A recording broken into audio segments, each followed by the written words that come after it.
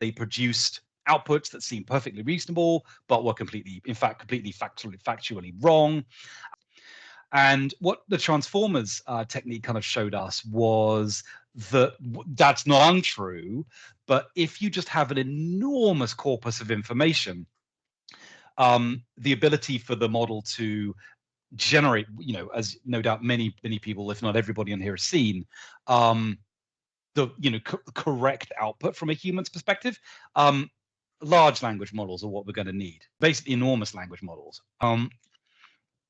When Google did this, people took that technique and they started to generate models using lots of information. Then there was an era, about 4 years, of technological restraint where all of the massive technology companies were building models internally, but they did not release them. Because once you had built this model and you had started putting some into it, this is like GPT-1, GPT-2 kind of era, it was obvious immediately that these things were they hallucinated a lot.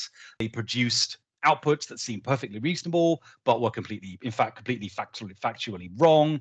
And if you were to put this out into the internet, you could cause a lot of damage. So whilst they were building them into their own tools, AIs as part of a product that were very constrained, there was a lot of resistance to releasing them publicly.